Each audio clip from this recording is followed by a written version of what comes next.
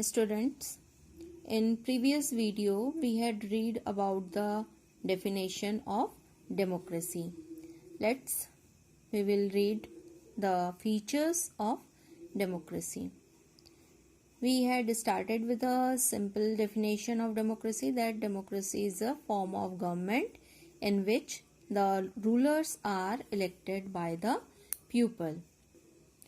So this may raise many questions like who are the rulers in this definition, what kind of election constitute in a democratic election, what condition must be fulfilled for an election to be considered as democratic, who are the people who can elect the rulers or get elected as rulers, ना कौन elect करेगा और कौन elect होगा, इस तरह के question आते हैं. And final question is what kind of form of government is democracy.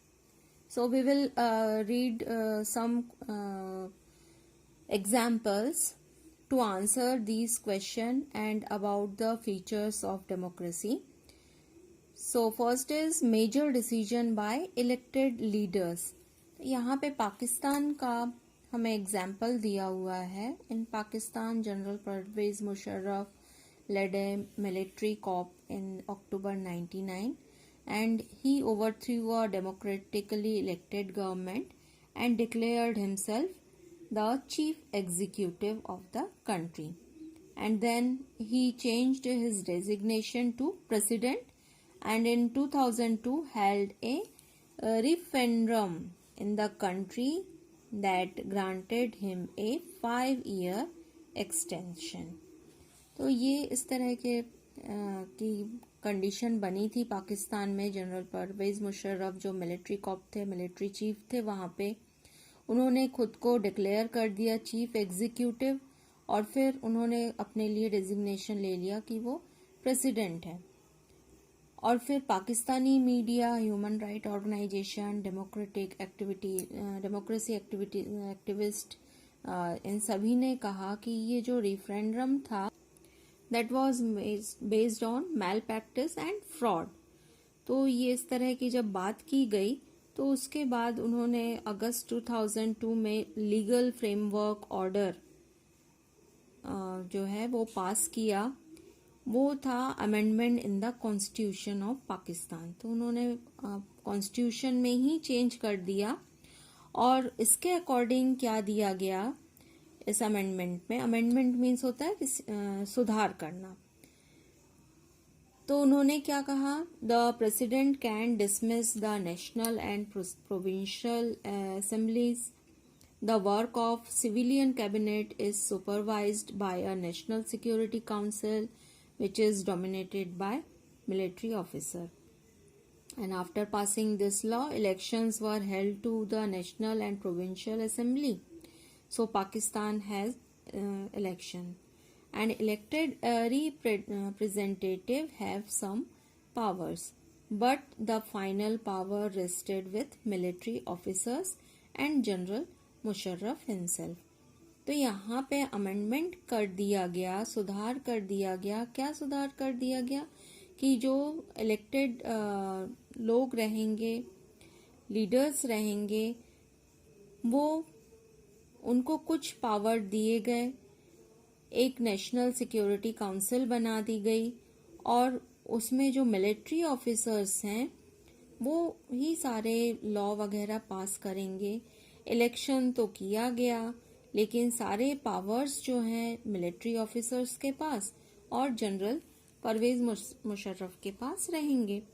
तो इस तरीके से क्या हुआ कि जो लोग थे, जो इलेक्टेड हुए थे, उनके पास किसी भी तरह के पावर्स नहीं थे. पीपल में हैव इलेक्टेड देयर रिप्रेजेंटेटिव. लोगों ने भी उनको चुना था, रिप्रेजेंटेटिव को चुना था, लेकिन उनके पास किसी भी तरह के पावर नहीं थे वर्क करने के या डिसीजन मेकिंग करने के लिए. They cannot take final decision and the power to take final decision rested with army official and General Musharraf. And none of them were elected by the people. तो ये जो military officers थे और general Musharraf थे, इनको तो election में इन्होंने पार्टिसिपेट ही नहीं किया था, लेकिन सारा जो डिसीजन मेकिंग है वो कौन करने वाला था? ये दोनों ये लोग ही करने वाले थे। तो इस तरीके से two words are there, dictatorships and monarchies. तो इस तरह की बातें इधर पे हुई। They formally have an elected parliament and government but the real power is with those who are not elected. तो यहाँ पे इलेक्शन तो हुआ था, लेकिन रियल पावर किनके पास थे? ये आर्मी ऑफिशियल्स के पास थे। लोकल जो रिप्रेजेंटेटिव थे उनके पास किसी भी तरह का कोई पावर नहीं था। तो इस तरह का अगर बात हो तो उसको हम डेमोक्रेसी नहीं बोल सकते हैं। तो इस तरीके से हमारे पास पहला फीचर क्या आ जाता है? In a democracy the final decision making power must rest with those elected by the people. तो यहाँ जैसे हुआ था, फर्स्ट फीचर हम लोगों ने देखा था कि इलेक्शंस तो हुए थे, असेंबली इलेक्शन हुए, लेकिन जो भी इलेक्टेड पर्सन हैं, इलेक्टेड रिप्रेजेंटेटिव्स हैं, उनके पास किसी भी तरह की डिसीजन मेकिंग का पावर नहीं था। सारे पावर किनके पास थे? आर्मी ऑफिशियल्स के पास थे। तो हम इसको डेमोक्रेसी नहीं बोल सकते हैं। डेमोक्रेसी कब बोल सकते हैं? जबकि फाइनल डिसीजन मेकिंग का पावर किसके पास हो? जो इलेक्टेड पर्सन्स हैं उनके पास हो। Next feature of democracy that is free and fair electoral competition. तो यहाँ पे नेक्स्ट एग्जाम्पल हमारे नेबर कंट्री चाइना का दिया हुआ है। In China elections are regularly held after 5 years for electing the country's parliament called Kuango Renim Diawak Dahui National Pupil Congress. So National Pupil Congress has the power to appoint the president of the country, and it has nearly 3,000 members elected from all over China. Some members are elected by the army. Before contesting election, a candidate needs the approval of the Chinese Communist Party. Only those who are members of this Chinese Communist Party or 8 smaller parties allied to it were allowed to contest election held in 2002 and 3. The government is always formed by the Communist Party. तो यहाँ पे free and fair election जब होगा, competition होगा, तब जाके ही democracy की बात की जा सकती है। यहाँ पे क्या बोला गया? नेशनल पीपल कांग्रेस के जो लोग हैं, अगर किसी को कंटेस्ट करना है इलेक्शन में, तो वो जरूरी है कि वो चाइनीज कम्युनिस्ट पार्टी का ही मेंबर हो। और गवर्नमेंट जो है हमेशा फॉर्म कौन करती है? कम्युनिस्ट पार्टी उधर पे कर रही है। Since the independence in 1930 in Mexico, यहाँ पे नेक्स्ट एग्जांपल दिया है मैक्सिको का, hold election after every 6 years to elect their president. The country has never been under a military or dictator rule, but until 2000 every election was won party called PRI, Institutional Revolutionary Party. So opposition parties did not contest election but never managed to win. The PRI was known to use the many dirty tricks to win the election. यहाँ पे एक ही party है जो हर बार election जीतती है Mexico की। हमने China का एग्जाम्पल पढ़ा और अब इधर पे मैक्सिको का एग्जाम्पल पढ़ रहे हैं। All those who were employed in government offices had to attend its party meeting. Teachers of government school used to force parents to vote for the PRI. तो यहाँ पे मैक्सिको में क्या किया जा रहा है? मैल प्रैक्टिसेस क्या किए जा रहे हैं कि जो गवर्नमेंट ऑफिस में एम्प्लॉयज़ हैं उनको बोला जा रहा है कि ये जो PRI पार्टी है इनकी मीटिंग में आपको अटेंड करना ज़रूरी है। जो गवर्नमेंट स्कूल में टीचर्स हैं उनको फोर्स किया जा रहा है कि आप पेरेंट को बोलो कि आप केवल वोट किसको दें, PRI को वोट दें। Media largely ignored the activities of opposition political parties except to criticize them. Sometimes the polling booths were shifted from one place to another in last minute, which made it difficult for people to cast their vote. तो last minute में जो polling booth है उसके places change कर दिए जाते हैं, इसलिए डिफ़िकल्टी किसको होती है, लोगों को, कि वो अपना वोट कास्ट ही नहीं कर पाते। And PRI spent a large some of money in the campaign for its candidate. तो ये इस तरह से इलेक्शन अगर किसी जगह पे करवा रहे हैं और वहाँ पे हम इलेक्ट होके आ रहे हैं तो इधर पे फ्री डेमोक्रेटिक कंडीशन नहीं है। तो सेकंड फीचर जो हम कह सकते हैं, holding election of any kind is not sufficient. केवल इलेक्शन होना जरूरी नहीं है। इलेक्शन कैसा होना चाहिए? फ्री एंड फेयर इलेक्शन होना चाहिए। जैसे चाइना में था, कोई एक पार्टी ही इलेक्शन लड़ पा रही है। यहाँ पे मैक्सिको में एक ही पार्टी हर बार जीत रही है, लोगों को फोर्स किया जा रहा है, तो वहाँ पे फ्री एंड फेयर इलेक्शन नहीं हो पा रहा है। सो the election must offer a real choice between political alternatives and it should be possible for people to use their choice to remove the existing ruler। अगर कोई सही तरीके से वर्कआउट नहीं कर रहा है तो उसको रिमूव करने का पावर भी लोगों के पास होना चाहिए। तो इस तरीके से सेकेंड फीचर ऑफ डेमोक्रेसी क्या है? A democracy must be based on free and fair election where those currently in power have a fair chance of losing। तो अगर आप इलेक्शन करवा रहे हो तो वो फ्री एंड फेयर होना चाहिए, सभी लोगों का पार्टिसिपेशन होना चाहिए। अगर कोई सही तरीके से वर्कआउट नहीं कर रहा है तो उसको रिमूव करने का भी पावर लोगों के पास होना चाहिए। Next point is 1 person 1 vote 1 value. तो वोटिंग की बात की जा रही है, तो 1 पर्सन, उसके लिए 1 वोट और उसकी वैल्यू भी 1 होनी चाहिए। Earlier we read about the struggle for democracy was linked to the demand for universal adult franchise. Universal adult franchise का मीन ही ये है 1 person 1 vote 1 value. This principle has now come to accepted almost all over the world, yet there are many instances of denial of equal right to vote. Until 2015 in Saudi Arabia, women did not have to right to vote। 2015 की बात की गई है।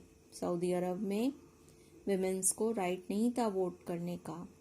Estonia has made its citizenship rules in such a way that people belonging to Russian minority find it difficult to get the right to vote। तो Estonia में जो Russian minority के लोग थे उनको वोट कास्ट करने का कोई भी राइट नहीं था। फिजी की बात की गई है। The electoral system is such that the vote of an indigenous Fizi has more value than that of an Indian Fijian। तो जो प्रॉपर फिजी के लोग हैं उनके वोट की वैल्यू ज़्यादा है, किससे? इंडियन फिजियन कोई है उधर पे, उससे वैल्यू जो है डिफर की गई है। So democracy is based on a fundamental principle of political equality that gives us the third feature of democracy, that is, in democracy each adult citizen must have 1 vote and each vote must have 1 value। If we talk about the India, in India, every citizen who had attained the 18 years of age can cast the vote without any discrimination of caste, creed, color or sex. Next point is a rule of law and respect for rights. So in Zimbabwe attained independence from white minority rule in 1980. Since then, country has been ruled by ZANU-PF, the party that led the freedom struggle.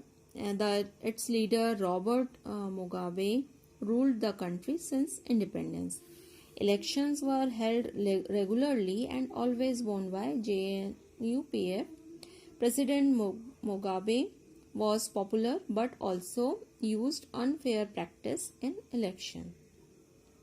Over the years, his government changed the constitution several times to increase the powers of the president and make him less accountable. तो यहाँ पे बात क्या की गई है? Rule of law and respect for rights. तो Zimbabwe में क्या कंडीशन बनी है? जो उधर के प्रेसिडेंट हैं 1980 के बाद वो कंटिन्यूअसली रूल कर रहे हैं और उन्होंने कॉन्स्टिट्यूशन में अपने फेवर में कई बार कई तरह के चेंजेस लेके आ गए हैं. तो यहाँ पे लॉ जो है वो चेंज हो रहा है और इस तरीके से क्या हो रहा है? Opposition party workers were harassed and their meeting disrupted. Public protest and demonstration against the government were declared illegal. यानी लोगों को कुछ भी बोलने का अधिकार नहीं है. जो ऑपोजिशन पार्टी के लोग हैं उनको हरास किया जा रहा है. There was a law that limited the right to criticize the president. Television and radio were controlled by the government and gave only the ruling party version. तो मीडिया भी केवल रूलिंग पार्टी के बारे में अच्छा ही बोल सकती है, कुछ भी वो उनके अपोज में बोल नहीं पाती. तो इस तरीके से ये इंडिपेंडेंट न्यूज़पेपर या मीडिया नहीं है. जो जर्नलिस्ट की बात की गई है कि government harassed those journalist who were went against it. The government ignored some court judgement that went against it and pressurised जजेस. He was forced out of the office in 2017. तो ये जिम्बाब्वे की इस तरह की कंडीशन दी गई है कि आप अगर इनकी बात नहीं मानोगे तो इस कंडीशन में आपको हरास किया जाएगा. तो जिम्बाब्वे की अगर बात करें तो popular government can be undemocratic, जैसा हम इधर पे देख रहे हैं. इन्होंने मैल प्रैक्टिस की हुई है, ऑपोजिशन पार्टी को हरास किया है, पब्लिक प्रोटेस्ट को इलीगल बोला है. जो मीडिया है वो भी फेयर बात नहीं कर सकती, इंडिपेंडेंट नहीं है. जजमेंट जो अगर इनके अपोज में किसी भी तरह का हुआ है तो उनको प्रेशराइज किया जा रहा है. तो इस तरीके से ये पॉपुलर गवर्नमेंट तो इन्होंने बनाया था लेकिन ये अनडेमोक्रेटिक है. Popular leaders can be autocratic.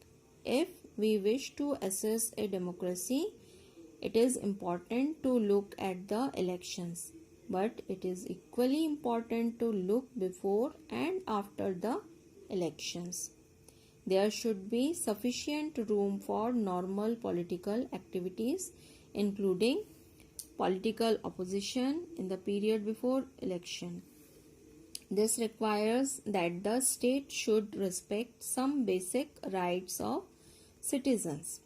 Basic rights जो हैं लोगों के पास होने चाहिए.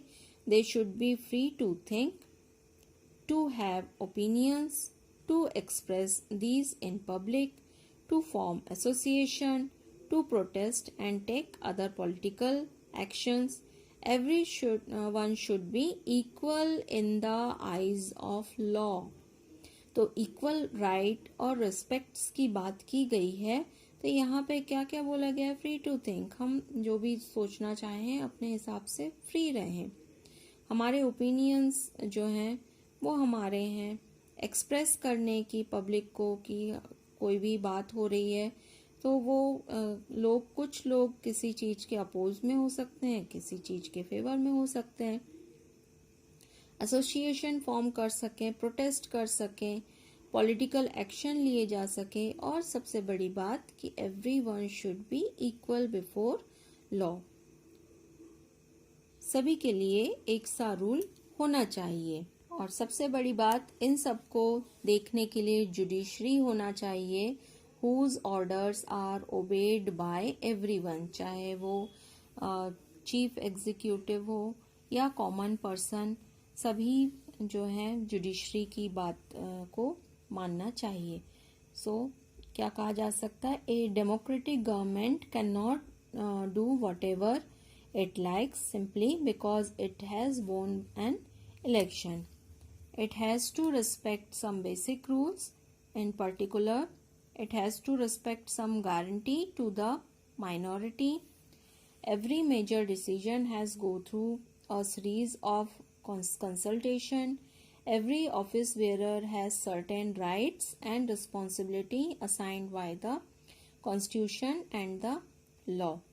So, we can say the final feature of democracy, that is a democratic government rules within limits set by constitutional law and citizens right. इस तरीके से अब हम देख सकते हैं समरी ऑफ डेफिनेशन, जो फीचर्स हैं डेमोक्रेसी के. So there are 4 features in democracy. First of all, we had read about the rulers elected by the people take all major decisions.